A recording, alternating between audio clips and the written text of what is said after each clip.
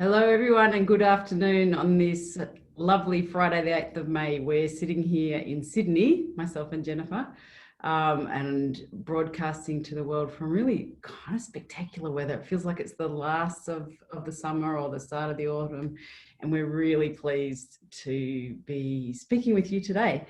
First, before we start, I do want to acknowledge the traditional owners, the Gadigal people of the Eora Nation, who are the traditional owners of the lands on which both Jennifer and I are seated today. Pay my respects to elders past, present and emerging, and any Aboriginal people who might be listening to us today. My name is Nardine Ezard. I'm the Clinical Director of the Alcohol and Drug Service at St Vincent's Hospital in Sydney, and also the Director of the National Centre for Clinical Research on Emerging Drugs. And this is the third in our webinar series that we've started for the alcohol and drug sector in Australia in response to the COVID-19 crisis and what that is doing to our treatment practices here. So I'm pleased to co-host this from across NCRED and from St Vincent's in Sydney. And we are really having a series of conversations with experts in the field around different aspects of our practice. And I hope that clinicians, consumers, family members, interested people will be joining us on this journey, and we'll be writing in questions. So please, can I ask you to send in any kind of questions you've got at the Q&A button on your screen. Send them in at any time. We'll get to them probably at the end, but please don't wait until the last minute. We had a couple of people that sent questions in right on 2:30 last Friday, and we didn't even get to see them because we closed the recording and we missed them. So please get in early and send those questions through, and we'll do our absolute best to answer them, or at least refer them to someone who might be able to answer them. So today's session, I'm very, very pleased to have Jennifer Blundell joining me. Jennifer is an expert telephone counsellor. She's been working here at St Vincent's Hospital on the drug counselling telephone and advice line called the Alcohol and Drug Information Service for New South Wales for almost a decade.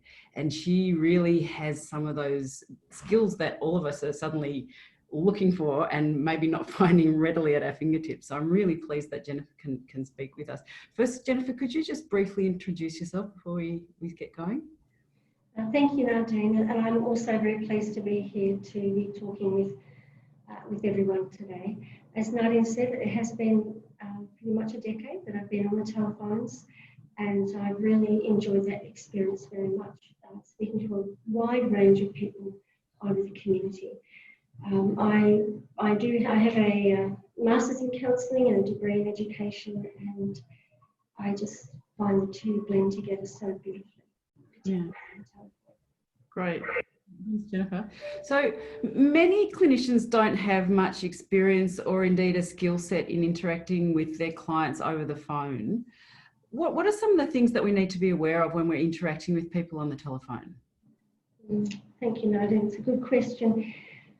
If it's okay, I'd like to start with saying when they think about that, most people would say, what don't I know? And they go to the don'ts, that they don't know what to do, the things they're most worried about. And I think it's really important to acknowledge those things. And I don't have someone sitting in front of me. I can't read their face, their body language. I don't get the subtleties of those non-verbals because I can't see them. And I'm going to invite you today, while we're talking, to remember and acknowledge those things you don't have. But at the forefront of your mind, let's concentrate on the things that you do have, the essential communication skills that you do have with those callers. And the very most important one is that we have their tone of voice. We have their tone of voice and we have their language. And it's vital that we keep our focus there, and that you keep your focus as well as a professional. So you might have lots of distractions around because you don't know what's going on in their environment. They don't know what's going on in your environment either. So they may be just as unsettled as you are, particularly at the beginning of this process. One of the remember your foundational skills of like micro skills of gathering the rapport and the engagement and finding the purpose of the person's conversation with you, and remember to pace the call as well. all the things that you would normally do face to face, except that you can't see the person. And with that part, then we need to rely on our ability to, this might sound a bit unusual, to feel what we're hearing. And that's the subtlety of telephone counselling, that somehow you can pick up the nuances of when someone might shrug their shoulders or just go, not sure about something, and you're tuned into that. And that will take practice and time to be tuned into those subtleties, but it's about noticing all the small things, a slight change in tone. Maybe there's a pause or a gap and you might think, oh, I wonder what's happening there. It's okay to ask the person, is everything okay at your end? Is it still okay to continue the conversation? So an important part to begin is when you first speak to them. I mean, as you would in your face-to-face, when you first speak to them, making it very welcoming, very invitational. Let them know through your tone of voice and the language that you use that you are right there with them. Use those skills of summarising what you've heard from them. Early in the call, identify what the purpose of their call is. Or if you've been with them before, together, identify what you're going to discuss today. And it really helps people to stay focused when there might be other things going on around them. Your caller may be a bit curious about what's happening at your end. So it's okay to let them know, I'm in a space where there's no one else around, to reassure them about the confidentiality. Reassure them that if there's something going on at their end, it's good to speak about that. And you might need to pause the conversation for a short period of time. But really vital to notice what's going on, notice those subtleties. Is there, as I said earlier, is there a pause? Is there a slight change of tone? Notice, have they possibly got distracted by something else going on? And constantly look for the feedback from them. How's it going?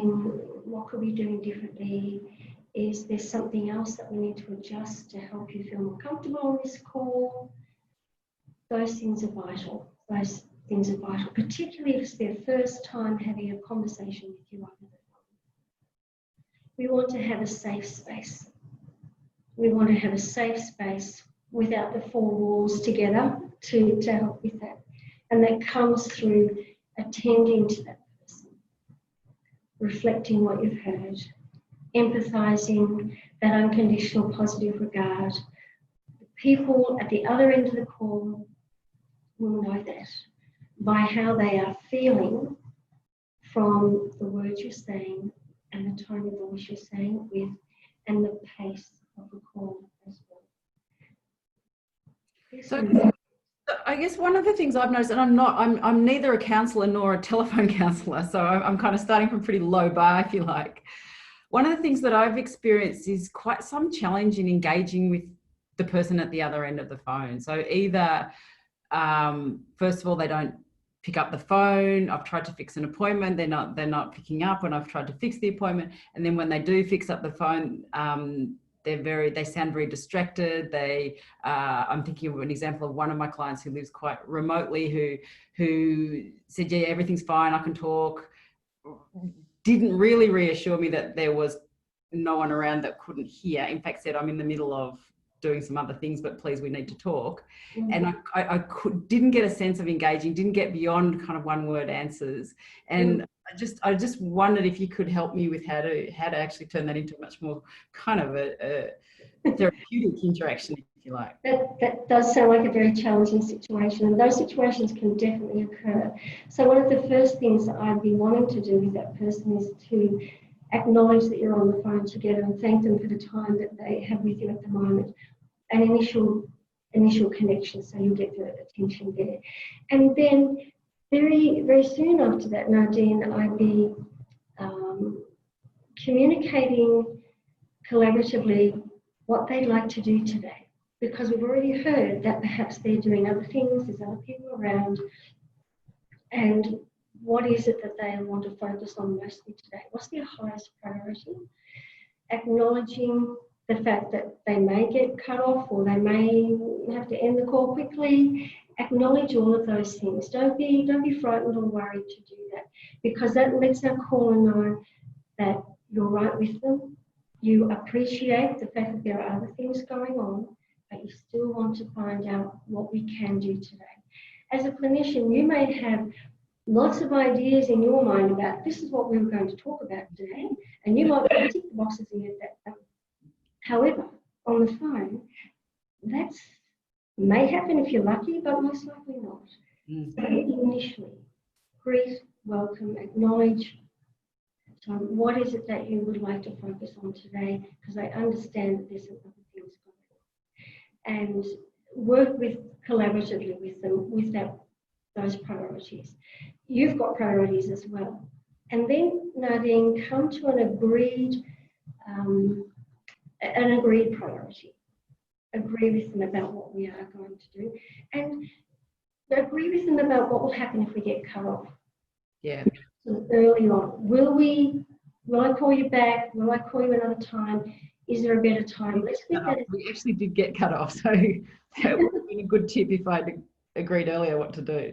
Yes, and prioritise, but really collaboratively. Let them know that you're hearing and you're listening, and you want to talk to them as well, even though it's short.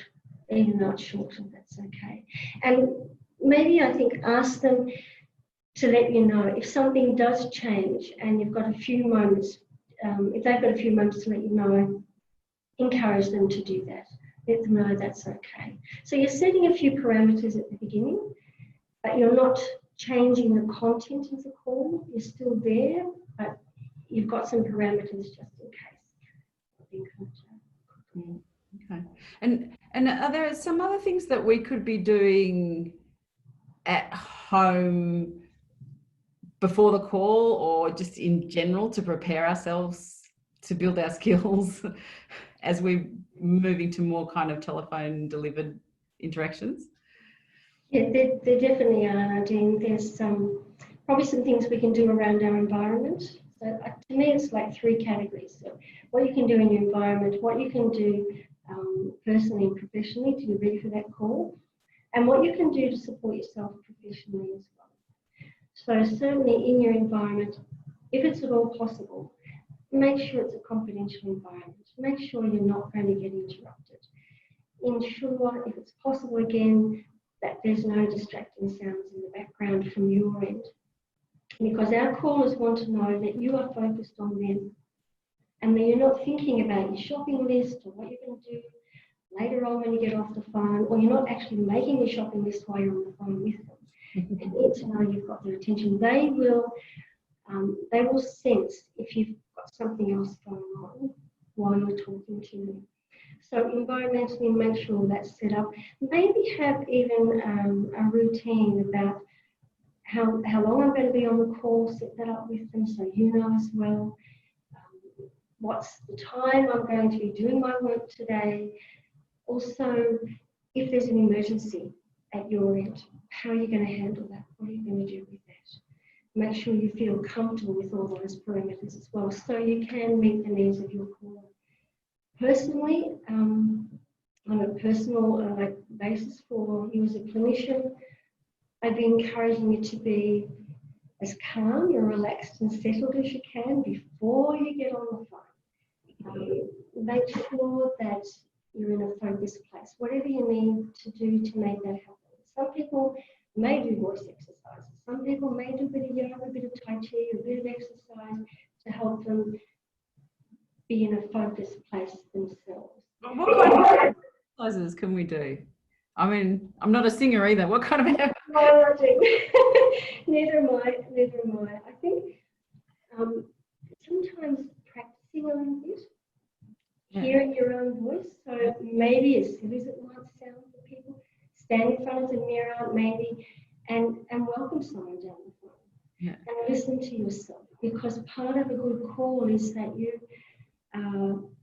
having, I guess, reflective practice while you're on the call, in that moment, you're listening to the caller, you're listening to yourself. You're adjusting that subtle feedback as well as the verbal feedback about how that call is going. And there are adjustments continually. So the environment's important, personally it's important. Remember, I guess, the parameters of the call as well. Maybe in regional areas, you might have someone who knows where you live, and they might think, if I give you a call today and we have a chat, maybe I can just pop around one day and have a chat as well. So be clear with the parameters about how it is that you're going to be working from home. Make sure you're comfortable where you're sitting. The temperature's okay, you've got water if you need it. Those things are vital. As a team, I would encourage people to practice talking to each other virtually. Maybe organise a virtual team meeting where you can listen to each other and give the feedback as to what did that feel like when I heard you be distracted, or I heard you move away from the microphone because your voice was more distant. And for the team to talk about that and to work out some strategies themselves. A really important one, I think, is that to practice listening, like really, really listening. And maybe a situation where a team member may just sit and listen and practice keeping you engaged while they're listening to you to talk for 3 or 4 minutes. And then give that feedback between each other about what that was like and how that influenced the other person on the other end of the call. Okay. And what are some of the big things that are coming up for your clients at the moment? Have you noticed any changes in the way people's presenting or their major concerns at the moment? It's very challenging for people at the moment, Nadine. They are, of course, very concerned about what's happening with their drug use, what's happening with their pharmacotherapy and access to all of the above. And that's a concern for them normally, but they're also concerned about what will happen with COVID-19. They're concerned about their future. They're concerned about what's going to go on for their family and friends. That's on their mind when they're talking to you. Many of our callers now will be probably in a more heightened state than they were on previous calls. And it's because they've got those extra stresses, those extra things they're worried about. For example, recently I spoke to someone who was very worried if the transport system was going to be closed down because they take the bus and the train to get their pharmacotherapy. Yeah. And that was at the forefront of their mind. That's what they called about. What will happen with that? So it's using our micro skills and our fine-tuned listening skills to help that person know that they're heard about this future worry. We don't know what will happen with transport, but know they're heard, and to help them feel a bit more settled in themselves. We don't have the answer about transport, but we can help someone to feel more emotionally relaxed in themselves as they try to navigate these changes that happen very quickly. Yeah, I mean, this is something we touched on briefly a couple of weeks ago with Liz Knock, but about the skills around communicating uncertainty. Because in that situation, I've met many people who are on opioid pharmacotherapy that are understandably anxious about disruption to medication supply. Should the health system be overwhelmed? So, and we don't know what's going to happen with the health system. We don't know what's going to happen with COVID. So we are doing our best, but we still do need to be able to communicate uncertainty in a way that makes people more, not less, reassured. So are there any hints you can give to us on how to communicate uncertainty in that way without making false promises, which is ridiculous? That actually makes things worse. Which can't happen. It's about, Nadine, I'm so pleased that's come up. It's about helping people to tolerate uncertainty. And that's helping them to regulate their emotions and tolerate the fact that things might change. And one way we can do that is to help to work with people and help them to remember, was there another time? Was there another experience you've had? They're on their strengths. What was another experience you've had where things were uncertain, and how did you deal with that? And what was that like for you? So drawing the strengths that they've had from previous experience. And also as clinicians, our tone and our language needs to impart to the caller that we are also tolerating uncertainty. And as you said, definitely don't make any false promises. With our callers, very important for them to let them know they can call us, particularly on the ASS line, whenever they need to. So if it helps to connect with someone at that moment that you are feeling upset or worried and you can't quite tolerate the uncertainty as easily as you'd like to, give a call and have a talk to us, because sometimes that human voice can just help people to just settle a little bit so that they can think about the future without getting too overwhelmed. I think breaking down the steps of things they can do. So there's some phrases or lines to be avoided or to be recommended? I would say to be avoided, things like, you'll be okay, don't worry about it. Yeah. That's not going to be helpful. Don't worry, I think the transport's going to be fine. Just those sort of false reassurances. Yeah. Please don't do things like that, because then our callers are going to feel belittled. They're not going to feel acknowledged or heard. So more useful phrases like, can you tell me a bit more about what that's like for you? Have you had other times when you have felt this way? And I wonder if we can talk about how you dealt with those times. And helping them to identify that that's it's a future worry. We don't know about that at the moment, but there are ways that you can find out information. So being practical with them as well. Give us a call. We might know some information. If you've got internet, pop on the website to find out some information as well. But please communicate with someone. I'm encouraging that connection, Martine. I think that's part of what have people feel overwhelmed, is that they feel a bit isolated in their own thoughts and their own worries about what's going on. And maybe the people around them are worried as well. So to please call and speak to someone who can offer reassurance that you, as a human being, have some skills. Tolerate what's happening at the moment, and to be able to call as often as you need. Yeah. So just that number, there is a national alcohol and drug hotline that the federal government has supported that is triaged through to all the state and territory alcohol and drug information services. So that's 1-800-250-015. Yes, correct. 24/7, 24/7. So we'll put that number up on the website as well. But it is a useful thing for us to refer people to. For New South Wales, it's 24 hours a day. In other states and territories, I don't think it's got quite such a coverage, but still it is a useful service for many of us. And just in terms of people's drug and alcohol concerns, I was having a call with someone yesterday, and they terminated the call early because they said they were way too intoxicated to speak with me. And I imagine if that was a face-to-face setting, they may not have come to the appointment with me. But I just wondered if you could give me any guidance on how to, I mean, I'm happy to speak with someone if they're intoxicated, but if they're not happy, then I won't push it. But I wonder if there's any guidance from you about what to do in those kind of situations. So if people are talking to you in a highly intoxicated space, that's what you're asking? Yeah, well, is that something that you're noticing more during this COVID time when people really are at home more? And if so, what are some of the tips and tricks you could share with us on how to make that a useful conversation for people? We are noticing that more, particularly with alcohol. Yeah. Again, it's really employing those micro skills and to really pace it with your caller and acknowledge what's going on.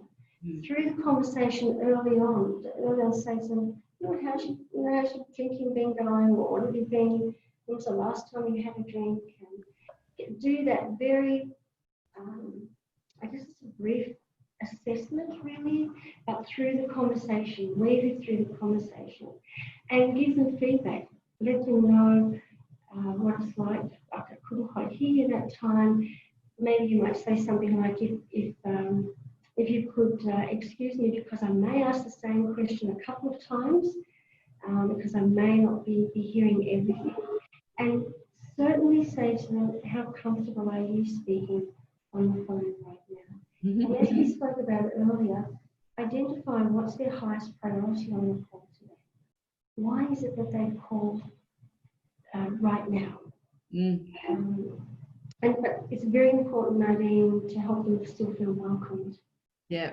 On that call. Yeah. And if they're going to terminate early, that's okay. That's fine. Welcome them to call back again if that's not your service. Yeah. Because often there's shame also in that interaction, and I don't want to reinforce that guilt and shame. So, through your tone, Nadine, is the way we do that. Through the tone and the welcoming, and we really are happy to hear from you. yeah. That's really important. Get that connection in very early in the call. You know, on the phone, you can make or break a connection with someone in, less than 30 seconds. Simply by the way you say hello, you can make or break that call. It's that fast on the phone. So, as I said earlier, for people to be practicing that amongst themselves, and developing their great skills to have. I've just got a question from someone who's kindly sent in a very good question, asking for any tips for self-care for workers, because most of us are working from home, and sometimes it feels like I'm taking work home with me, which we literally are. It's quite exhausting. So it's true. How when we're doing this kind of work from home, how do we look after ourselves and put boundaries around work and non-work? That's a great question. It's a really good question. So some tips would be, as I mentioned earlier, to maybe document your routine. What's your day going to look like? If you need to write it down, and in that routine, put in some times where you might be a minute or 2 minutes off the phone, just to have a walk around, have a glass of water, give yourself a little bit of space. So you can go back to the next contact that you need to have. The other part is to try and, if you can, secure the environment so that this is the space where you do your work, where you take those calls. And even a little routine of when I hang up the phone, this is what I do. I write the notes. I don't take any more calls. I write the notes, and then I might have a glass of water, and I might step outside the room for a moment and come back in. And that's really vital. Keep yourself look after your health and well-being. Look after your health and well-being. Make sure you do something fun. Make sure you do something fun as well. And if it does mean something like, I don't know, in between calls, get the juggling balls out, or get the hula hoop out, or something like that. Something like that that's going to make you smile. Because when you answer the phone, the smile comes down the phone. I'm not quite sure how that happens, but it does happen. If you're frowning, the frown comes down the phone. It must be in our tone. But our callers will pick that up. And it's interesting when we have that, if we're open enough to have that conversation with them. You might use phrases like, oh, I've noticed. Oh, I wonder what that's like for you. And I know I'm getting a little bit off topic from the question. I'm so sorry. But it's actually self-care for you too if you are practicing more of these skills of noticing and understanding and what's that like for you, as well as taking time to adjust yourself, adjust how you feel on the call. That's really important. Yeah. Anything else that I might miss there? Yeah, I think it's a topic for another time, but maybe also talking about our own drug and alcohol use as clinicians, that I know many of our community might be dealing with the way that with this change to work, practice from home in ways that are maybe not pro-health, maybe anti-health for them, and that might be a conversation for us for another time. Yes, I think that would be a great conversation, actually. Yeah. All right, so we're right on 2:30. I just wanted to thank you very much, once again. So some of the materials that we've mentioned today, we'll put links to that on our website. The hotline number I know we mentioned, but also a couple of other things, maybe about micro skills and some tips around that would be useful. And I look forward to speaking with everyone again next week, same time, same place. Thank you. Have a good weekend, everyone. Thank you, Nadine. Thank you, everyone. Bye.